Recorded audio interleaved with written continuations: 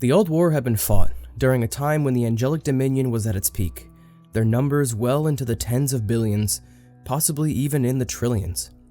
But after the haze of war settled, and Ezlahim had time to actually comprehend the stark contrast between the world he once knew and the current state of things, he couldn't help but to weep. They had come out of that dark era triumphant, but at the cost of now being nearly at the point of extinction. Their numbers now only in the thousands, the angels were at the risk of being wiped out entirely, leaving the world to grow without its humble guides. So he gathered his inner circle, those who had helped him manifest the incredibly powerful Ekielzax, and immediately commanded them to spread out into their new world and bring life back into it.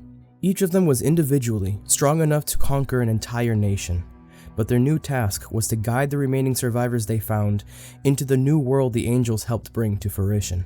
While his inner circle, now known as the Archangels, attempted to breathe new life into their war-torn world, Ezlahim began to build a fantastic city where his people would call home. Although it would be a process that would take several generations, he would ensure that their work would stand the test of time and become one of the first true wonders of their world. After only a few centuries following the end of the Old War, the Angel City would be clearly visible for hundreds of miles as it was built atop Mount Hope in the Ridgeback Peaks. The grand entrance to their immaculately designed city was constructed in Barvios Pass so that they would be reminded of the sacrifices that were made. It wasn't long during the initial phase of constructing the city did the citizens begin to call it the City of Ezlahim, as he and his companions were revered greatly.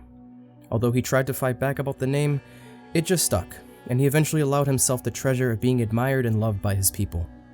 This brought warmth to his heart that he treasured deeply, and would only further increase his sense of duty in ensuring the angelic dominion was as strong as ever. As the city was being built, Ezlahim would receive messages by his archangels occasionally, telling him of the wondrous regions that somehow managed to avoid complete annihilation. They even spoke of small civilizations that were darted all over the lands that happily accepted their aid. Initially, this brought joy to his heart. But as time went on, reports of incidents not fully understood began to rise, and soon hesitant whispers of demons returning began to circulate. One day, Ezlahim held a meeting with all the archangels. After days of gathering as much information as possible, he would begin to see a troubling pattern that shook him. They had all wiped out the evil that threatened to unmake their world, but it was obvious that wasn't entirely the case. Rather, instead they only weakened it. It was astounding that it had taken them this long to realize this, but when the pieces began to slowly come together, Ezlahim was reminded of the way he had felt all those centuries ago when the war initially ended.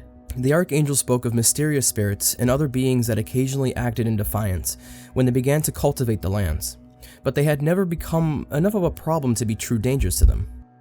Through the centuries, however, it was evident that more and more of these entities would grow in strength and in influence, at times even gathering enough individuals to follow them that they became real threats to the budding civilizations. Although the archangels were powerful beings in their own right, compared to how they were during the Old War, their abilities paled in comparison, and this fact alone began to stir commotion amongst the leadership.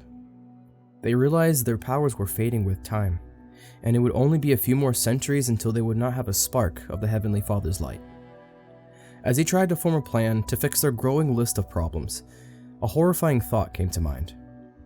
Suddenly leaving the meeting with the archangels, Ezlahim went into his chambers and wouldn't come out for 99 days. He spoke to no one, and not once left the room. Of course, this only increased their anxieties, but they trusted that whatever it was he was doing, it was for the betterment. During this time, the archangels would attempt to help each other deal with whatever conflicts they had in their newly formed civilizations, while they waited for their Messiah's decision. After the 99 days passed, he called for them again, with newfound power to his presence. In his days of praying, his words projecting into the furthest reaches of the divine realm, Ezlahim uncovered a truth that would take a long time to process, for it went against everything they believed in. Standing before his most loyal followers, he told them the reason why their great powers were slowly fading was because their victory was no victory at all. To their dismay, he told them that while they believed they had succeeded in overpowering the forces of evil, there was another, much greater battle happening in the divine realm itself. The Heavenly Father told Ezlahim that although he managed to greatly wound his ancient adversary, The devil had managed to create a prison strong enough to contain his infinite power. For the time being, they could still communicate with him, still feel the warmth of his love, but even that would eventually fade into nothing. When the archangels began to panic, Ezlahim eased their worries, as he told them the Creator wouldn't have told them all of this without a divine plan in place. The short of it was that Ezlahim would be sent into the divine realm in search of several artifacts that would help them free their god from the prison of the ultimate evil. The most unsettling part of that was the fact that he alone was meant to embark on this journey, potentially being gone for centuries. They tried arguing with him, but he simply stated that, "As the Heavenly Father commands, we follow. Worry not, my brothers and sisters. The holy light of his love will protect me. Of that, I am certain." Embarking on his divine journey, he left behind two things. One, his blessed gift of the Heavenly Father, the light blade Ekielzax. And two, detailed instructions on preparing a certain room in the deepest halls of the Capitol building, far away from the prying eyes of the citizenship. They were not told the reasoning for these preparations, but they had faith that it was all part of a grander plan. It wouldn't be until several months later that the archangels, now more commonly referred to during this time as simply the arcs, began to see signs of their Messiah's plan being made manifest. One of the arcs, by the name of Zegastral, was doing general upkeep of the secret corridors when he sensed an ominous presence coming from the room they had prepared for Ezlahim. They had been instructed to inscribe specific symbols throughout the relatively small room, and ensure there was always at least 3 appointed individuals chanting specified prayers while remaining just beyond the room. The prayers seemed to activate the symbols as they permanently glowed faintly, but nothing else seemed to occur during this. Upon entering the room that had seemingly grown in size since its construction, Zegastral saw a single sheet of paper that floated lazily in a small area in the middle of the room. The paper looked as though it were made of millions of tiny light particles that dispersed like dust when he attempted to grab it. Since it wasn't tangible, he decided to instead attempt bonding with it, in the same manner as they bonded with powerful artifacts from the Eldritch Age, and it surprisingly worked. Zegastral was sent scattered and vague images in his head, and although he could almost make out what he was seeing, they weren't at all cohesive enough to explain anything. So, after gathering the few who remained at the Capitol, they all worked together to use their collective power to bond to the anomalous sheet of paper, and it was then did they truly begin to understand the divine plan of their Creator. Ezlahim had been sent on a journey to worlds far beyond their horizons. While on his travels, he began to write in his journal as a way to record the events he experienced. These journal entries would then be sent back to them across unthinkable distances and manifest as these floating and glowing pages. As the days went on, more and more of them would materialize, slowly giving them more information of the trials their Messiah faced in order to aid them. Eventually, the inside of the storage room expanded to a size that was physically impossible to exist within the current dimensions of the Capitol. Over time, the halls that led to the room turned into immaculately designed golden corridors that dwarfed the architecture of the rest of the very building they existed in. At the end of a wonderfully decorated flight of stairs that reached a few stories high, behind a crowd of hyper-detailed statues of ancient angelic heroes, was the Golden Vault in all its glory. The circular door of this massive construct was as tall as some of the buildings in the Holy City itself, and can only be opened by using Ekielzax as the key, inserting the blade of the weapon into the chest of a statue that stood directly in front of the vault. When it opened, millions of interconnected latches, pistons, and all sorts of mechanical genius were released and allowed the vault door to collapse into its massive frame. From the outside, one wouldn't be able to see the inside of the vault, as it emitted a powerful and warm light that evoked a sense of peace and tranquility. Once inside, one could see the endless racks filled with varying sizes of chests that each held an ancient artifact, many being from entirely different worlds. Day after day, more of these artifacts would be sent into the vault, and after a few years, it was believed that the number was simply infinite, more being added with every passing moment. These artifacts would allow their people to wield great power in order to protect themselves from the encroaching evils that seemed just beyond the horizon. And as more pages from Ezlahim's journal would manifest on a semi-regular basis, giving them insight on their Messiah's epic journey, the angels began to feel comfort in the fact that their Creator would never let them falter. For a time, things would seem to be heading in a good direction. For reasons unknown, the Arks themselves could not wield these artifacts, but that did not dampen their hopes as they began to train their underlings to use them. Several decades after their Messiah left, they saw a dramatic change in their effectiveness in thwarting evil uprisings. Now, with more of their people being able to aid the Arks in their attempts to guide their civilizations to success, they thought their problems were fixed. But the years continued on, and when it had been nearly 2 centuries since Eslahim's departure, there began to be rising tensions amongst the Arks, as well as the angelic citizenry. They became divided on how they were to continue with their plans of building up their world without the direct hand of their leader. Although the Arks collectively acted as the ultimate authority on all matters, this way of going about their duties wasn't sustainable. They each had their own flourishing cities and territories that they cared for deeply, and having to bounce between their home city and their creations was beginning to be taxing on them. When some of the Arks began spending less and less time in the holy capital city of Eslahim, they were called out, and hence began the rising tension. One of the most vocal of the Arks who preferred looking over their own creations was Zegastral. During the Old War, he was a very capable general who had worked directly under Eslahim in numerous battles.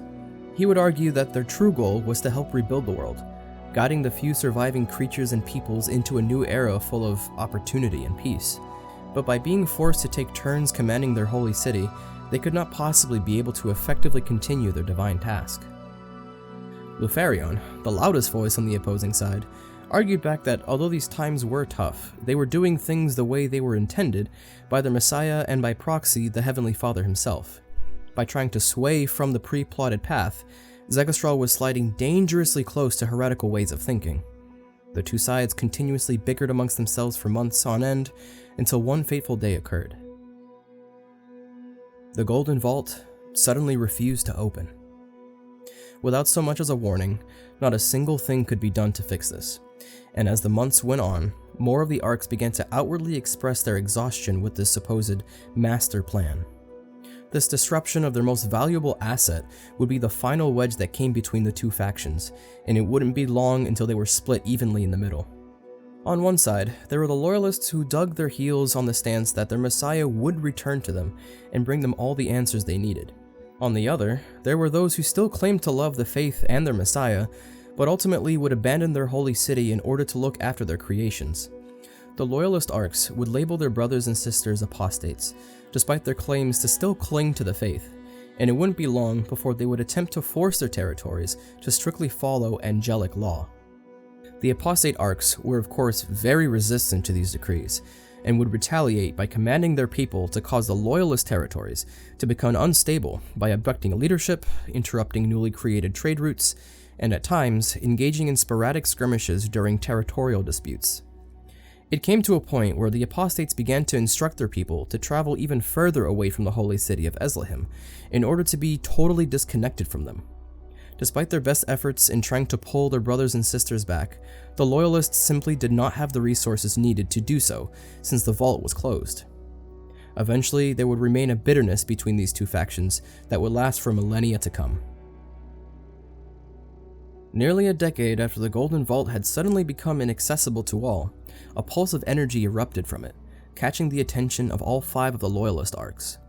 When they arrived in the Grand Hall of the Golden Vault, they immediately entered with hopeful expectation that their Messiah had finally returned to them.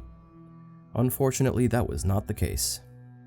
In the middle of the vast room that could have fit a small city, where there was once a beautiful, perpetual dance of glowing gold pages from Eslahim's journal, was now a tome made of what appeared to be solid metal. It had unrecognizable symbols inscribed all throughout its construction, and its size disallowed any average angel to hold it. But as they had done before, they banded together and bonded with the mysterious item. Collectively, they entered a vision that showed them traumatic images of evil entities performing unspeakable acts against each other and the Arks themselves. They were brutally tortured for what had seemed like days, but did not have the ability to die.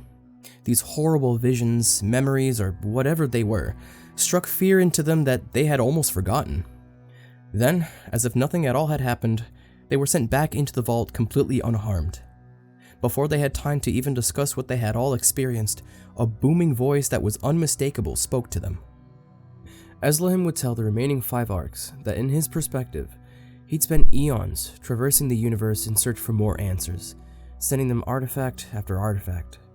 But in doing so, he'd attracted the attention of vicious entities that threatened to destroy him and the world they had worked so hard to save. He explained to them that he'd been in such close proximity to these beings at one point that he barred all use of the vault in fear of them using his connection to it to travel into their world and wreak havoc. Due to the abstract nature of his journey and the realms he traversed through, he was now a completely different being from when he first began his trek into the unknown. Because of this, Eslihem had effectively ascended entirely into the divine realm, and was now truly one with the Heavenly Father, unable to return to their physical plane. They were of course distraught at this, feeling as though their wait had been in vain. But their Messiah hadn't finished speaking yet, and what he had to say would shake them to their core. He told them in no uncertain terms that the Heavenly Father had been slain by the devil, while imprisoned in its metaphysical construct. The Arcs wailed, pained to such a degree that it made their hellish torture from before seem so trivial. He comforted them, ensuring that the Heavenly Father was still very much alive in their hearts and in their souls, and they would still worship his memory, if not directly as they had countless times before. His remaining words before dissipating in a brilliant cloud of golden dust were instructions on what to do going forward. First, they were to study the tome that had manifested, it being the completed journal of his travels. In it, they would find precious information on other powerful entities, as well as the numerous worlds he'd traveled to. It even had incredibly powerful spells from long-forgotten people that could do unbelievable things to help them defend themselves. Secondly, once they fully understood how the tome functioned, they would then use that information to improve their power and technology in order to spread their divine gift of knowledge. After doing so, and bringing the apostates back under the umbrella of their faith, they would not cease in their efforts until they became an unstoppable force that would protect their plane from the inevitable invasion of outside evil.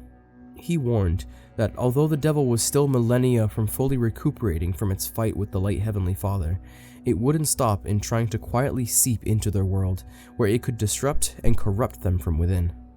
He told them to study the entities described in the tome, as their methods of spreading their influence ranged from the bombastic and shocking to the most subtle and nearly undetectable. Now with his connection restored to the physical plane, Eslihem was functionally back to being the supreme leader of their people. Although he himself could not directly act on things, his now newly revitalized followers would act on his every command as if nothing had ever changed. And in the time leading up to the Dominion Wars, the loyal archangels would grow their influence to the point where the world would eventually quake in the shadow of their dominion.